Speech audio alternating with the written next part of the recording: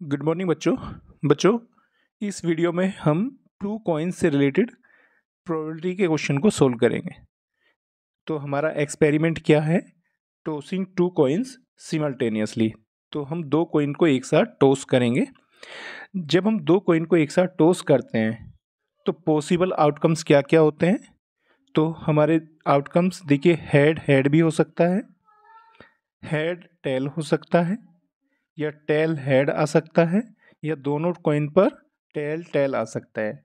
तो यहाँ पर आप देख सकते हैं पॉसिबल आउटकम्स कितने हैं? 4।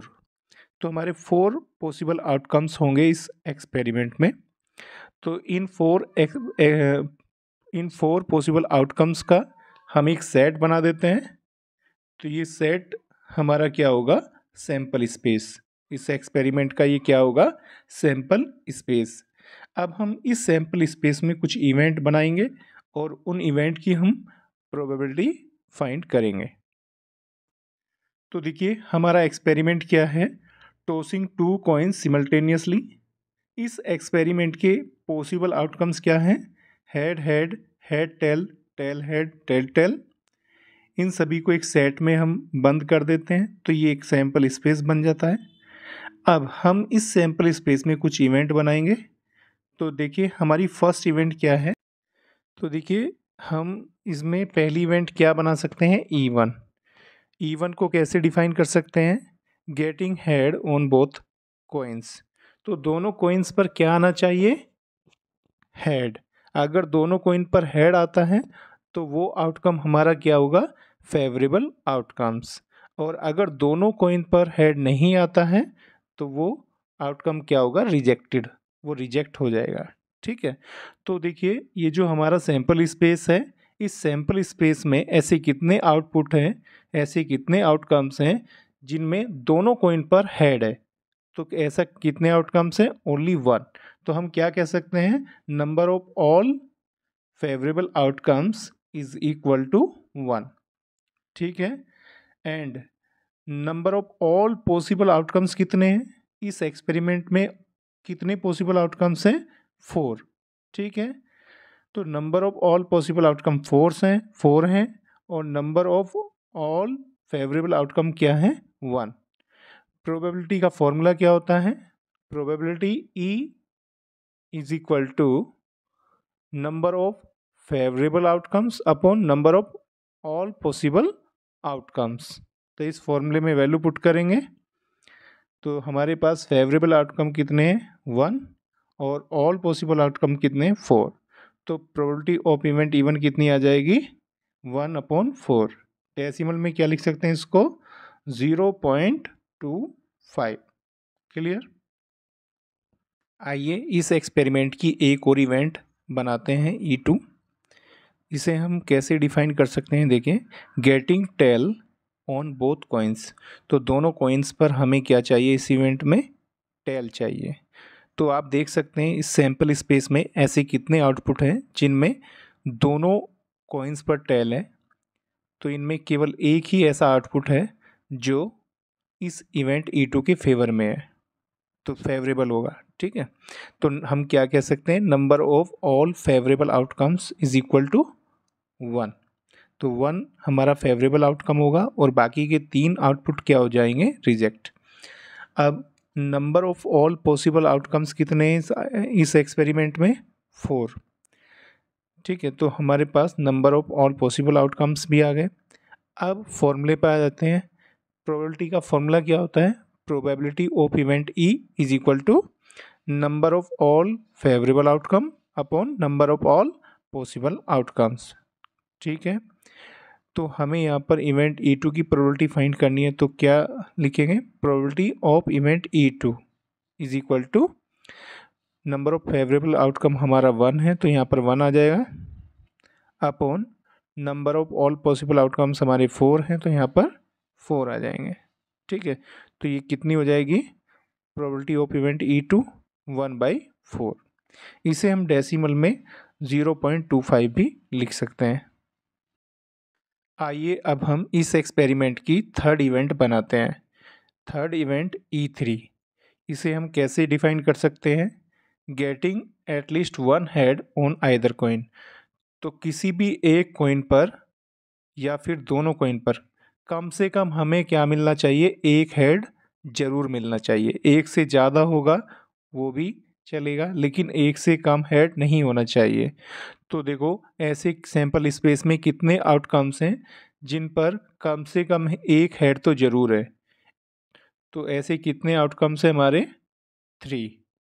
ठीक है, तो हम क्या कह सकते हैं, number of all favourable outcomes is equal to 3। ठीक है, तो इवेंट E3 के फेवर में कितने आउटकम हैं, 3। और एक आउटकम जिस पर दोनों कॉइन पर टेल टेल है वो क्या होगा, रिजेक्ट हो जाएगा। ठीक है, और number of all possible outcome कितने हैं इस एक्सपेरिमेंट में, 4। ठीक है, अब फॉर्मूले पे आ जाते हैं। फॉर्मूला क्या होता है, probability of event E is equal to number of all favourable outcomes upon number of all possible outcomes. तो हमारी प्रोबेबिलिटी क्या हो जाएगी इवेंट E3 की, 3/4 इज इक्वल टू, डेसिमल में लिख सकते हैं इसको, 0.75। आइए अब हम इस एक्सपेरिमेंट की फोर्थ इवेंट को बनाते हैं। तो देखिए फोर्थ इवेंट को हम कैसे बना सकते हैं, E4 is equal to getting at most one head. ठीक है, तो इस इवेंट में हम कौन कौन से आउटपुट को एक्सेप्ट करेंगे, कौन कौन से आउटपुट हमारे फेवर में होंगे। तो एट मोस्ट में हम कौन से आउटपुट लेते हैं, एट मोस्ट में, एट मोस्ट का मतलब होता है ज़्यादा से ज़्यादा। तो ज़्यादा से ज़्यादा एट मोस्ट वन हेड होना चाहिए, तो वन हेड से ज़्यादा नहीं होना चाहिए। तो वो आउटपुट हम यहाँ पर एक्सेप्ट करेंगे जिसमें ज़्यादा से ज़्यादा वन हेड होगा। ठीक है, या फिर कोई भी हेड नहीं होगा। ठीक है, तो या तो हम वो आउटपुट लेंगे जिसमें कोई हेड नहीं है दोनों कॉइन पर, या फिर वो लेंगे जिसमें बस केवल एक ही हेड है। ठीक है, तो आप देख सकते हैं सैंपल स्पेस में ऐसे कितने आउटपुट हैं जिनमें केवल एक हेड है या फिर कोई भी हेड नहीं है। तो ऐसे आउटपुट हमारे कितने हैं, 3। कौन कौन से, head tail, tail head and tail tell.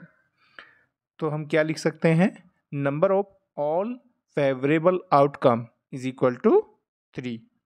ठीक है, तो इवेंट E4 के फेवरेबल आउटकम कितने होंगे, 3।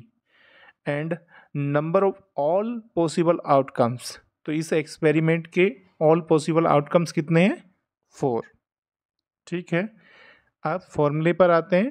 फॉर्मूला क्या होता है, probability of event E is equal to, ऊपर number of all possible outcomes, sorry ऊपर क्या होगा, number of all favourable outcomes, और नीचे number of all possible outcomes.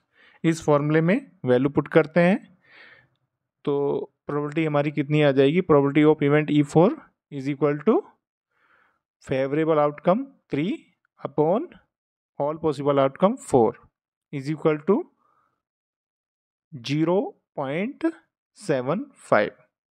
Clear. तो ये दो वर्ड आपको याद रखने हैं, एटलीस्ट और एटमोस्ट। एटलीस्ट में हम कम से कम की बात करते हैं और एटमोस्ट में हम ज़्यादा से ज़्यादा। ठीक है, तो आइए बच्चों अब हम इस एक्सपेरिमेंट पर बेस्ड कुछ क्वेश्चन को देख लेते हैं जो एग्ज़ाम में आ सकते हैं। First question, 2 coins are tossed simultaneously, then find the probability of following events। तो देखिए दो कॉइन को एक साथ हमें टॉस करना है, ठीक है, और हमें फॉलोइंग इवेंट्स की प्रोबेबिलिटी हमें फाइंड करनी है। तो फर्स्ट इवेंट क्या है हमारी, गेटिंग एटलीस्ट वन टेल और बोथ हेड्स। या तो हमें एटलीस्ट वन टेल मिलनी चाहिए या फिर बोथ हेड मिलने चाहिए। तो इस इवेंट की हमें प्रोबेबिलिटी बतानी है। ठीक है, दूसरी इवेंट क्या है, getting at most one tail और बोथ टेल। ठीक है, या तो हमें at least at most one tail मिलनी चाहिए और बोथ टेल मिलनी चाहिए। ठीक है, उसके बाद next event, getting neither both head nor both tail. ना तो हमें दोनों हेड मिलने चाहिए ना दोनों टेल मिलने चाहिए। ठीक है। Next, getting only one head, केवल एक हेड हमें मिलना चाहिए। और लास्ट इवेंट हमारी क्या है, गेटिंग ओनली वन टेल, केवल एक टेल हमें मिलना चाहिए। ठीक है। तो इन पांचों क्वेश्चन के आंसर आपको सोल्व करके कमेंट बॉक्स में लिखना है। ठीक है।